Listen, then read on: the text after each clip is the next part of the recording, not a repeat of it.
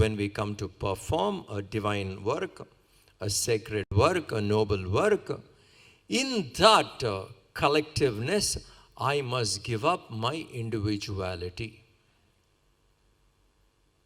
That is the yajna there, the sacrifice. The individuality is given up for the collective good. That way, if we all come together and perform, that action becomes so noble. In short, it is to say, without any ego, let the team work for a good cause. Without any ego, without any domination within the team. The voice is one team. For a good work, let us work that way, collectively. Actions performed in that spirit is called yajna. Dana, whatever we have, whatever we are blessed with, let us share. Share it and share it unconditionally. The Lord has blessed you with different talents, you are positioned well. Share whatever good you can do. Share your efforts, wealth, knowledge, various things. That way, by sharing, we also let go selfishness. Sharing helps us to drop selfishness. Selfishness is only to take for me, for me, for me. When I share, I'm giving. It helps us to drop selfishness. It also helps us to give up attachment. And a person with a lot of attachment can never do dana, only hold on. By giving, it also helps us to develop detachment. Now please think these two qualities which we get through dana. We overcome selfishness, we overcome attachment. Selfishness and attachment are strong roots which can keep us down thoroughly. We ourselves deny divinity with these two, being selfish and attached. So dana helps us to let go. A person who knows to give can let go many things. Otherwise, sometimes we hold on to things which has happened long ago, keeping them. Let it go. Dana can help us physically giving something. Slowly, it helps us to let go. All those unwanted things which are there, one can drop. It helps us to overcome attachment. It also helps us to overcome selfishness. Charity is a powerful value. Many may not understand the importance of it, but it has its deep impact on an individual who is very charitable. Of course, through your charity, people around you can benefit. But what do I gain by it? General layman's interpretation, it's a noble action. It will do you good. How? How does it do me good? It helps me to overcome attachment in the long run. It helps me to overcome selfishness in the long run. It helps me to let go. I would become free. That's why, not today, from the past, if you see, from the ancient time onwards, charity was emphasized. Dana. Tapa. Nothing is achieved without efforts. In that field, what we need to do, we must do tapas. Saving our energy without dissipating it in all areas and channelizing them. That way, when we do, channelized our energies for the cause for which we are committed, that is called tapas. Consistent, regular effort. Focused effort. And without effort, we cannot achieve anything. Gurudev says, a job is complete only when its quota of efforts is given. Every job demands its quota of efforts. Something is complete only when we put that much of effort. Sometimes what happens, we do, but we don't give the required effort. halfway through we drop. Become poor finishers. Finishing strong is very important. Effort is needed to see it that I take it to the finishing line. What I have taken, let me complete till the end. Very, very important to every one of us to see clearly how would you like to finish your own life. How would you like to cross the finishing line? How would you like to end? It will end, but how would you like that end to be? I'm not talking about a comfortable death as an end. I'm talking about when my time is up, how would I like to sign off? It should be strong. No matter how we started, that does not matter. We would have faltered, made mistakes, possible. But we have an option. That option is to finish strong, to finish grand. How we finish is in our hands. No matter what I have lived till today, it doesn't matter. How we have lived doesn't matter, but how I complete, that is in our hands. So every job demands its efforts. So if we can put that kind of an effort, we will finish it strong. Tapas. Yajna, dhana and tapas are required. So Krishna says, don't give up on these. These are sacred. And why you should not give up on these? They purify you. We become pure. Pure in spirituality is getting rid of ego and selfishness. Purity has to be understood that way, very clearly. Getting rid of ego, getting rid of selfishness is pure. So purity is seen only that way. So in spiritual path, if we have to say we have to become pure, selfishness is first to drop. Along with that, the doership goes the ego. A person is pure. Yajna, dhana, tapa purifies us. Such a purified mind is qualified to be receptive of divinity. To receive divinity, we need to qualify ourselves. Yajna, dhana, tapa qualifies us. We can become receptive, receivers of divinity if we do this. Now we shall take up the next three verses, 7, 8, 9. Niyatasya tu sanyasaha karmano nopapadyate mohatasya parityagaha tamasah parikirtitaha dukkhametyeva yat karma kaya klesha bhayatyajet sakritva rajasam tyagam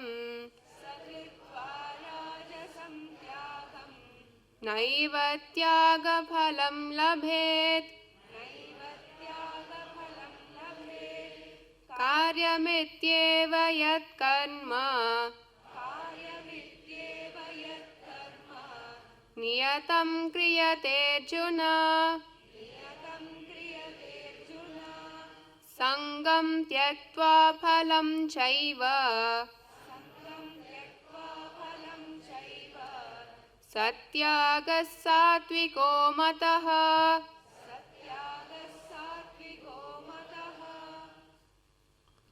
Krishna points out, here he says in verse 7, renunciation of obligatory actions,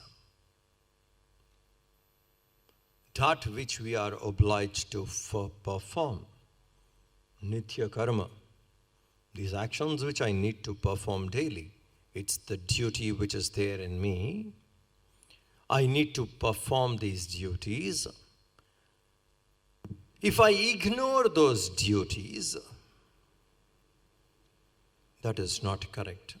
There are some people, they renounce their obligatory duties. What they have to do, they ignore. They neglect. Why? Saying renunciation. I take sannyas, ignoring the daily obligatory duties. He says, renunciation of such actions out of delusion, mohita.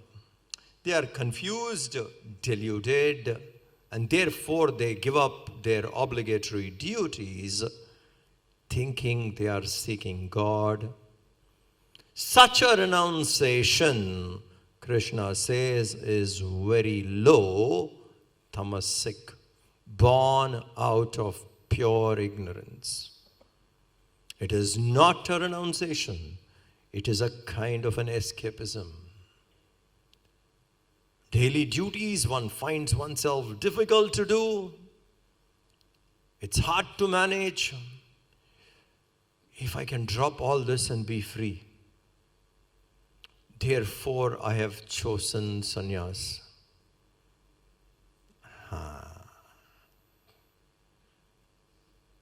Can that be sannyas? Can that be detachment? Sannyas is not a set of people. Sannyas is a state of mind. It's not a dress one wears and walks around. It's a state of mind. So when one withdraws, one should drop. Just because the world is giving enough trouble, I withdrew and I go sit somewhere quietly. That can't be sannyas.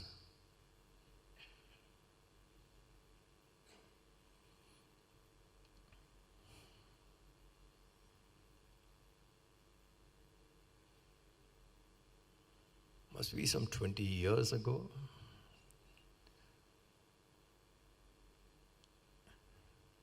I just took Diksha, wearing yellow clothes and moving around. I was traveling in a train in Tamil Nadu.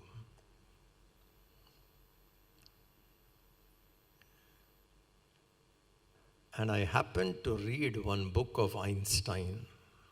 Somebody gifted, and I found it interesting. I was reading.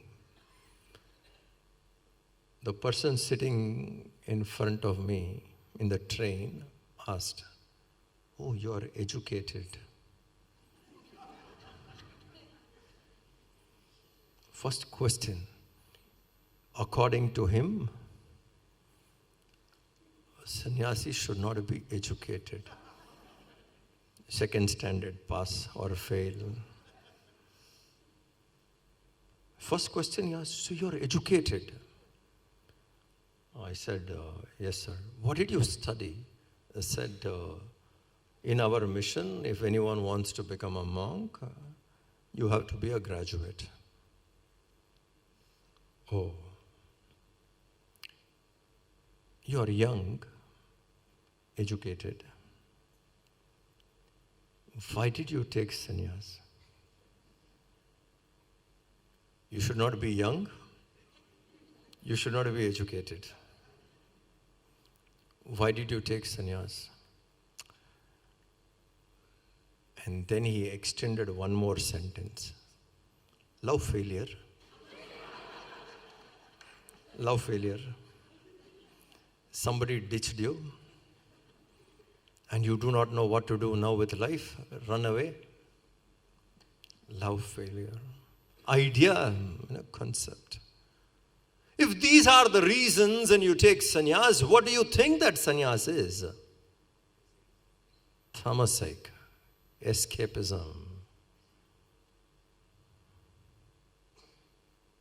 See, sattva and tamas externally looks the same. Many get fooled there only. Externally it looks the same. Somebody like Buddha sitting quietly under a Bodhi tree and trying the highest creativity meditation. Attempting day in and day out, sitting there. What is he doing? Nothing. Externally doing nothing under a Bodhi tree. But inside he's trying to lift the mind. But that action can be imitated externally. A tamasic person can also sit under a Bodhi tree. Exactly like Buddha. Externally it looks the same. There is a difference. So if there are problems and various things not able to handle, run away from obligatory duties, Krishna says that is tamasic. And there are people who renounce that way. Tamasic. So he says, renunciation of obligatory actions is not proper. What is expected from us, we must perform. What is needed, we must perform. Because the field in which we are placed is a sacred field. The Lord has placed me here. In this place I have to evolve. So the field in which we are placed is sacred. That is the field in which I have to evolve. Let me look at that field as sacred and give your best. I ignore that, move away, then that is called tamasic. He says that is tamasic. And there are others, out of fear of physical strain,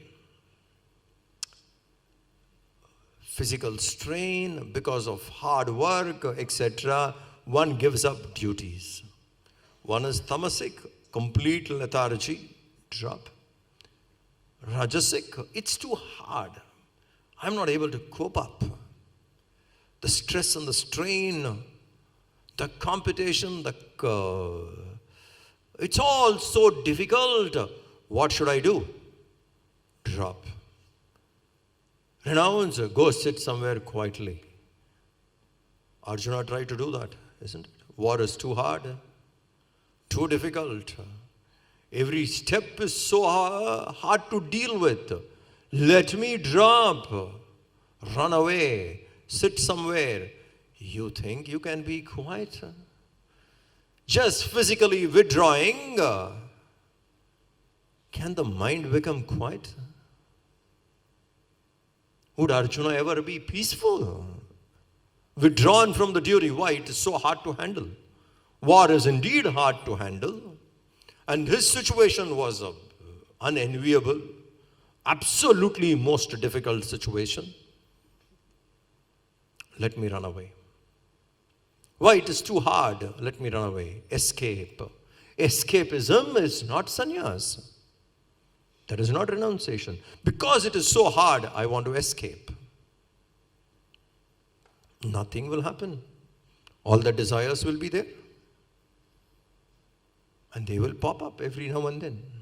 So Krishna made sure that Arjuna does not run away because it's all difficult. Made him sit there, transformed him. So because it is difficult, one should not go away.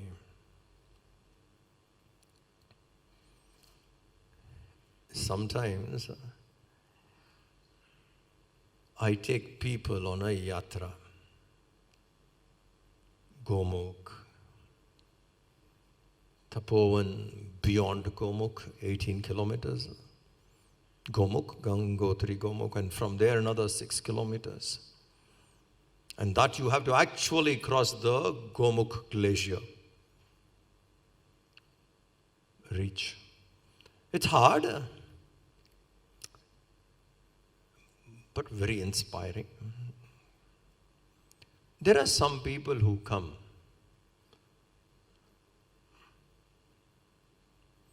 after completing the yatra, what do you think? I'll never do this again. What happened? Never I will do this again. Once is enough. Why? It's too hard. It's not easy. But you like the place, it's so brilliant up there. But no, hard. Fearing hard work, giving up good things is not correct. And there is no substitute for hard work. Nobody got it in platter. Everyone worked hard. People of any achievements, substantial achievements, it was not, nothing is given in a platter. One has to slog, hard work. Working hard. Because it is hard work, I don't want to take up. I choose an easy way out. What? Withdraw, sannyas, go sit somewhere.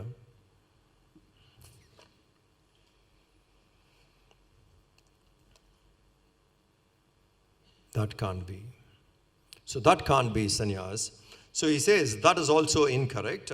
Fearing physical strain, one gives up duties, considering that to be troublesome. Dukkhameva, it gives me a lot of pain. Therefore I give it up. Doing duty is not easy. It will be painful. It will be hard. It is not easy. To do it efficiently till the end, not at all easy. To do it as a prayer, not at all easy. But those who do it as a prayer, purify themselves. So that would be hard. So he says, that would be, therefore people who give up, that is only rajasic, and it never takes anyone further. Fearing hard work, etc., one gives up. And then he says, renouncing attachment to the results of the action. But what action has to be performed? Obligatory duties, etc., which has to be performed, performing them, but in the mind detached to the outcome. You have to do this, you have to do it, full stop. This is expected from me, I will do. What is the outcome of it? Whether people recognize my hard work does not matter. Whether people appreciate me does not matter. Whether I've been recognized does not matter. I enjoyed doing it. Why? Because it was expected from me. Recognition, appreciation, they may come, they may not come. That should not be the motive of an action. It is not an easy desire to curb. That would pop up. If it comes, let it come. Don't bother about it. But don't crave for it. What is expected, one must do. One must give one's best. These things may come, may not come. But the joy is in doing. Sattvic renunciation is that. One does not give up on those activities which needs to be performed, be it obligatory duties, yajna, dana, tapa, etc. But the outcome, the fruit of it, to that be detached. Detachment is mentally disconnecting. Not withdrawing, disconnecting. Physically withdrawing is going away. Mentally withdrawing means you stay there, but mentally not attached to it. Those who learn to perform actions this way would stay peaceful. That I am being given an opportunity to perform something, let me do as best as I can. What is the outcome is not my concern. I did my best. The rest goes to the Lord.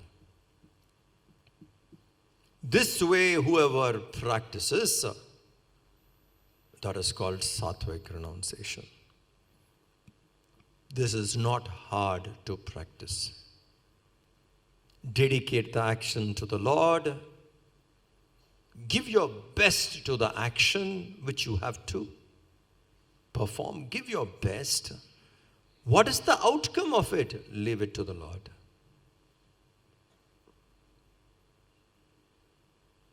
Let the Lord give what it is. I gave my best and I had the joy by doing my best. An opportunity came to me and I did my best and I was happy doing it. We can keep life very simple. Giving our best. Doing all that which we have to do. And yet never disturbed by what you're doing. Sattvic renunciation is possible because it is not giving up the activities, it is performing activities. That which is to be performed, one should perform, but to the outcome, one should practice sannyas. Whoever performs actions this way purifies themselves. Next 3 verses. न द्वेष्ट्य कुशलं कर्म न द्वेष्ट्य कुशलं कर्म कुशलेनानुषज्यते कुशलेनानुषज्यते त्यागी सत्त्वसमाविष्टः त्यागी सत्त्वसमाविष्टः मेधावी छिन्न संशयः मेधावी छिन्न संशयः न हि देहभृता शक्यं न हि देहभृता शक्यं त्यक्तुं कर्माण्यशेषतः त्यक्तुं कर्माण्यशेषतः यस्तु कर्मफलत्यागी यस्तु कर्मफलत्यागी सत्यागीत्यभिधीयते सत्यागीत्यभिधीयते अनिष्टमिष्टं मिश्रं च अनिष्टमिष्टं मिश्रं च त्रिविधं कर्मणः फलं त्रिविधं कर्मणः फलं भवत्यत्यागिनां प्रेत्य भवत्यत्यागिनां प्रेत्य न तु सन्न्यासिनां क्वचित् न तु सन्न्यासिनां क्वचित्. He says here, a wise man who has this sattvic established in sattva guna and practices detachment, how would he be? He says, one who renounces in this spirit the results of action being detached to it, well established in sattva guna, he, whoever that person be, becomes medhavi, a wise person.